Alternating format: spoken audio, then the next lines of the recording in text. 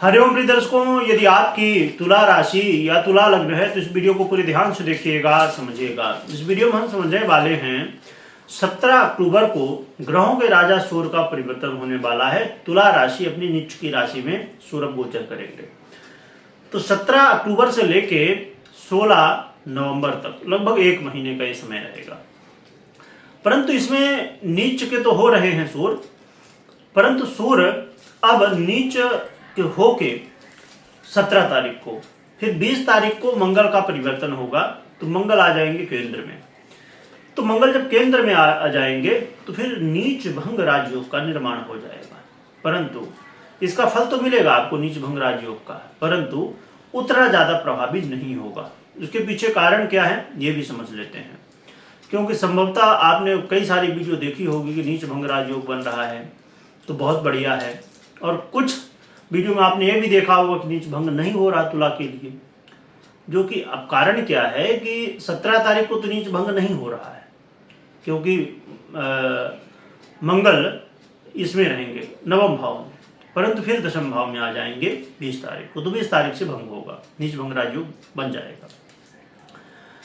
और देखा जाए कि वास्तविकता ये है कि ये जो नीच भंग राजयोग है इसका बहुत ज्यादा प्रभाव आपको नहीं मिलेगा, यानी कि शुभ प्रभाव जो मिलता है नीच भंग का उतना ज्यादा नहीं मिलेगा। उसके पीछे कारण क्या है कि देखिए, एक तो सूर्य नीच के ही हैं, दूसरी बात उसके अधिपति यानी कि तुला राशि के अधिपति शुक्र खुद पीड़ित हैं, शनि और राहु से दृष्ट हैं, और फिर जिसमें बैठे हैं वृश्चिक में शुक्र वो भी कमजोर है, नीच के हो जाएंगे मंगल।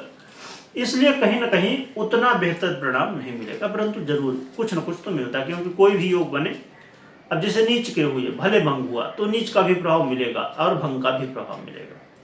तो इन गहराइयों के साथ आगे हम बढ़ते हैं। तो ये जो सूर्य का परिवर्तन है, कहीं ना कहीं आपके जीवन में यदि आप आय को लेकर बहुत ज्यादा परेशान थे तो इसमें आय से संबंधित स्थितियां सुधरेंगी, बहुत ज्यादा नहीं, परंतु 20 तारीख के बाद कहा जा सकता है कि यहाँ कुछ सुधार होगा, क्योंकि आप ये भी जानते हैं कि सूर्य के साथ बुध भी रहेंगे जो कि 29 तारीख तक हैं, और ये जो प्रभाव है नीचत्व का ये 25-26 तारीख तक विशेष रूप से मिलेगा, पर उसके बाद स्थितियां थोड़ी बेहतर होंगी। 25-26 तारीख तक थोड़ी सावधान रहना होगा, यहाँ नुकसान हो सकता है धन का, परंतु उसके बाद चीजें थोड़ी सुधर जाएंगी। पूरी तरह से फल नहीं मिलने वाला कोई भी, जितनी हम चर्चा करें ये ध्यान रखिए, इसका कुछ न कुछ परसेंटेज सुधार होगा। तो धन के आगमन के जो रास्ते हैं उसमें सुधार होगा, कुछ न कुछ आपको लाभ मिलेगा। इसके अलावा कई सारे ऐसे काम होंगे जिसमें थोड़ी बहुत कोई रुकावट रह गई थी तो वो पूरे हो सकते हैं। मतलब समझिए कि आपने कोई काम किया 80-90% तक वो काम हो गया, परंतु 5-10% काम बचा हुआ है, तो फिर वो काम संभवतः हो सकता है। पर इसके बाद में अभी फलादेश के बाद एक महत्वपूर्ण बात समझेंगे तो उसको भी ध्यान रखिएगा, तब ये चीजें क्लियर हो पाएंगी। इसके अलावा देखा जाए तो आप अपने जीवन में इस समय सही निर्णय ले पाएंगे जो आपको लेना चाहिए। इसके अलावा आपके मान सम्मान में जो कमी थी अब वो जो है तो कहीं ना कहीं पहले से अब बेहतर हो जाएगी, यानी कमी थी तो अब मान सम्मान में वृद्धि हो जाएगी, परंतु कोई विशेष नहीं, यानी कि जो मान सम्मान के जगह अपमान हो रहा था अपमान होना बंद हो जाएगा। सीधा से ये समझ लेना चाहिए, ना कि बहुत ज्यादा कोई अच्छी स्थिति बनेगी।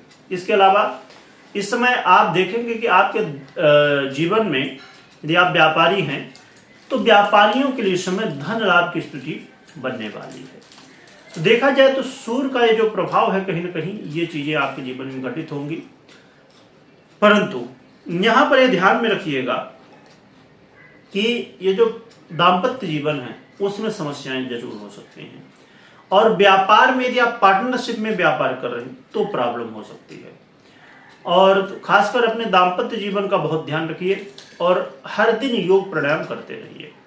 एक बात ये जो प्रभाव मिल रहा है, और यदि आपकी जन्म कुंडली में सूर्य कमजोर हुए, मंगल और शुक्र कमजोर हुए, या दशाएं भी नहीं सपोर्ट कर रही हैं, तो फिर अच्छे परिणाम जो मैंने बताए ये मिलने की जगह उल्टा इसका होगा, विपरीत समझ लीजिए, है ना। जैसे मान सम्मान में वृद्धि की जगह उल्टा हो जाएगा, अपमान हो जाएगा। तो क्योंकि यहाँ पर वैसे भी कोई विशेष अच्छी स्थिति नहीं है, और यदि जन्म कुंडली में भी पीड़ित अवस्था हुई, कमजोर अवस्था हुई, तो फिर ये चीजें गंभीर हो जाएंगी। इन बातों का ध्यान रखिए। कोई महत्वपूर्ण निर्णय ले रहे हैं तो पहले जन्म कुंडली का विश्लेषण कर लीजिए, इसके बाद आगे बढ़िए।